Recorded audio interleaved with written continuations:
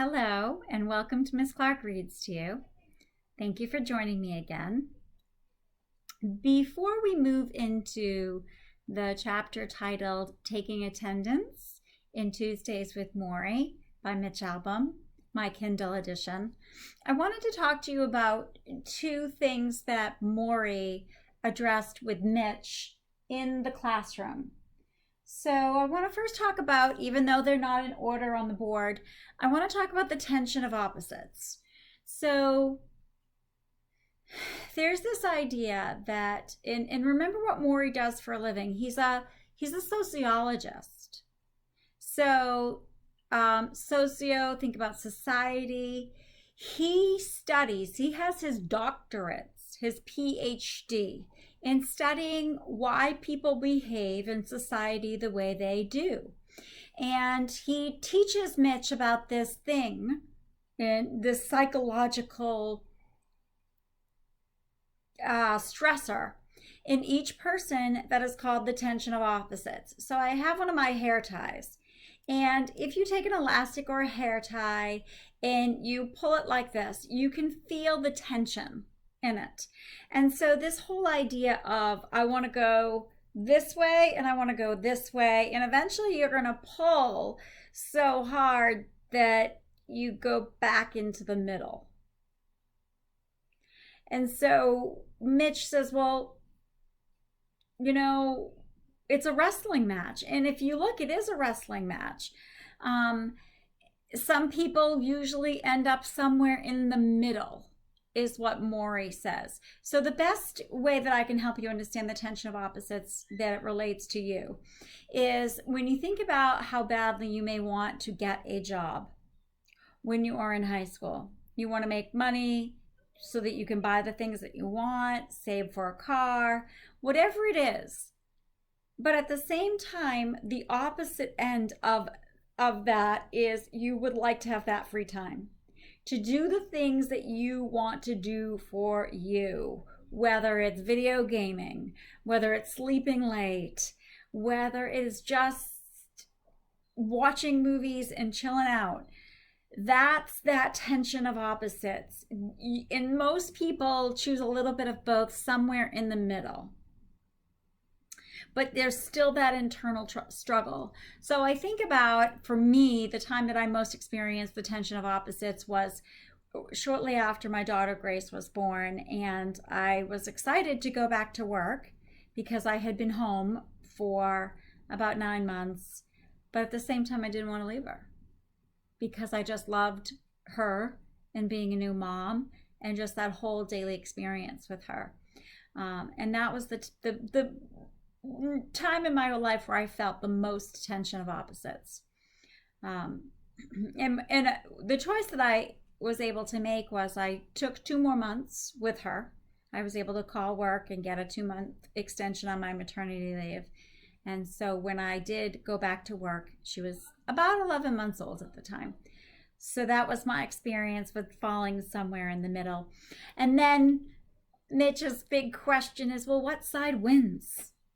What side wins? Well, the side that wins is always love. Love always wins. And the way love wins is not an immediate. It's not an overnight type thing. It's not like, playing a card game or a board game or a video game, and by 20 minutes, the choice is made and the love part, the warm, fuzzy feeling part wins. So what Morrie wants us to understand by saying love wins is the extension of love. That if you think about, the best example I have historically is the civil rights movement.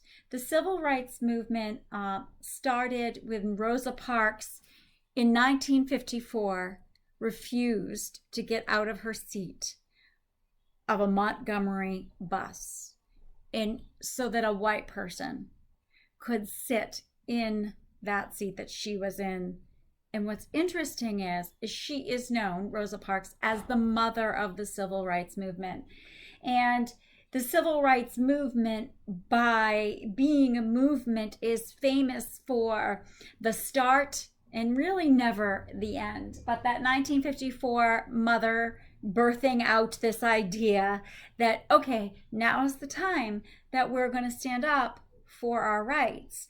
And each law that came into being, and you can just Google it if you want, the civil rights movement happened over the series, the most prevalent laws over the series of 10 years. And I just jotted down a couple: separate but equal, school desegregation, 1954, a law was passed that was illegal. Bus segregation, 1956, a law passed that was illegal. And interracial marriage, 1967, a law passed that was legal. So that's that love wins. And that whole war, if you want to look at it as a war, or it's a movement, was started by Rosa Parks and picked up by Martin Luther King Jr. with his whole nonviolent sit-ins and marches to achieve that end goal. Those are two concepts I wanted you to be able to understand to move into understanding the type of person Morrie is. This doctor of sociology, knowledgeable in what motivates people, and knowledgeable as well in this deeper sense of, well, okay, so what's the deepest thing that motivates people? It goes even deeper than what we want to what we love. That love will win. But not overnight, over sometimes a very long period of time. And we have to have that patience that we bring to any situation in which we're struggling with, and come to it not in fear, our answer, but in love. Taking attendance. I flew to London a few weeks later. I was covering Wimbledon, the world's premier tennis competition, and one of the few events I go to where the crowd never boos and no one is drunk in the parking lot. England was warm and cloudy, and each morning I walked the tree-lined streets near the tennis courts, passing teenagers queued up for leftover tickets and vendors selling strawberries and cream. Outside the gate was a newsstand that sold a half-dozen colorful British tabloids featuring photos of topless women, paparazzi pictures of the royal family, horoscopes, sports, lottery contests, and a wee bit of actual news. Their top headline of the day was written on a small chalkboard that leaned against the latest stacks of papers, and usually read something like, "Diana in a roll with Charles," or "Gaza to team, give me millions."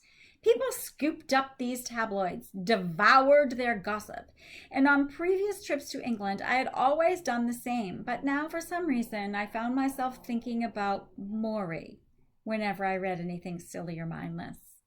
I kept picturing him there in the house with the Japanese maple and the hardwood floors, counting his breath, squeezing out every moment with his loved ones, while I spent so many hours on things that meant absolutely nothing to me personally. Movie stars, supermodels, the latest noise out of Princess Di or Madonna or John F. Kennedy Jr.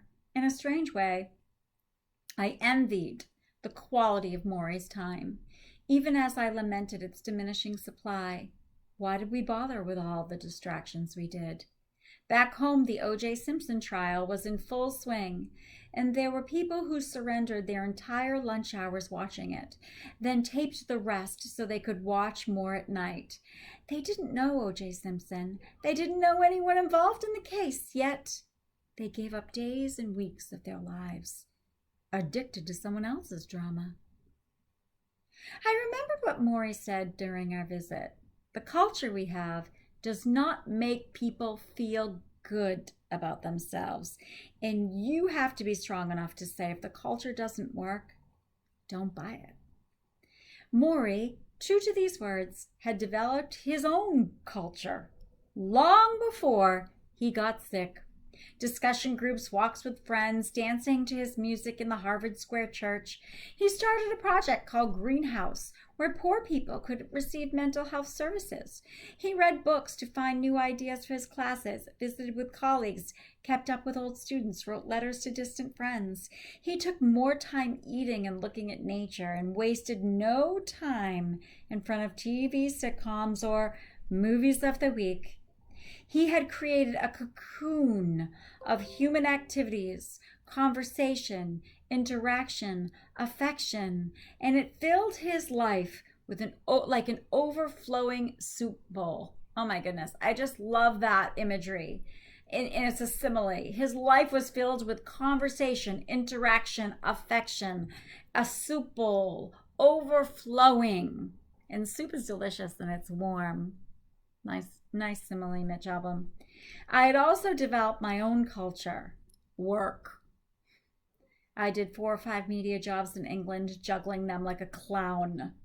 Now wait a minute, if I was to stop here, and if I was to make a brain connection, Morrie's life is like a clown. Juggling all these different jobs. Mitch, I'm sorry, let's switch that. Mitch's life, I hope I said that. Mitch's life is like a clown. Morrie's life is a chef of delicious soups. Opposites.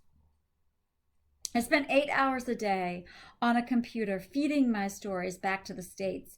Then I did TV pieces, traveling with a crew throughout parts of London. I also phoned a radio report every morning and afternoon, and this was not an abnormal load. Over the years, I had taken labor as my companion and had moved everything else to the side. Now, this is interesting because you think about Mitch is married. In labor is his best friend, is what he takes with him everywhere he goes. In Wimbledon, I ate meals at my little wooden work cubicle and thought nothing of it. On one particularly crazy day, a crush of reporters had tried to chase down Andre Agassi and his famous girlfriend, Brooke Shields, and I had gotten knocked over by a British photographer who barely muttered sorry before sweeping past his huge metal lenses strapped around his neck. I thought of something else Morrie had told me. So many people walk around with a meaningless life. They seem half asleep, even when they're busy doing things they think are important. And this is because they're chasing the wrong things. The way you get meaning in your life is to devote yourself to loving others, Morrie would say. Devote yourself to your community around you. Devote yourself to creating something that gives you purpose and meaning. I knew he was right. Not that I did anything about it. And at the end of the tournament, and the countless cups of coffee I drank to get through it, I closed my computer, cleaned out my cubicle, and went back to the apartment to pack. It was late. The TV was nothing but fuzz.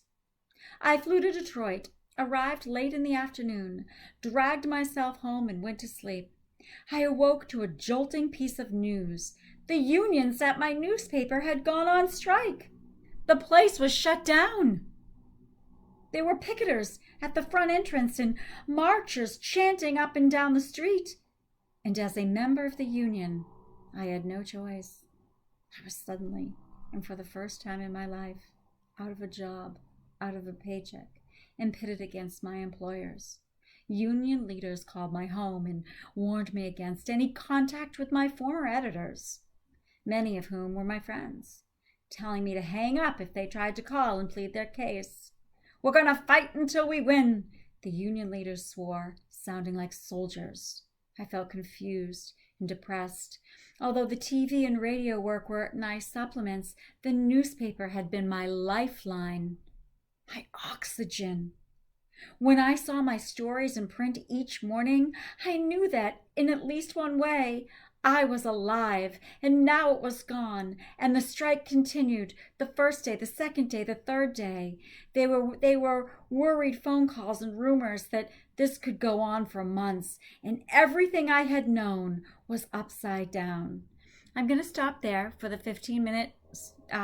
You can write a book, Brain or Heart and Connection, and then we'll pick up because I don't want to go over my 15 minutes. We'll pick up. You've made a couple connections in your notebook, and then we'll pick up with the rest of taking attendance. I look forward to reading to you again. See you soon.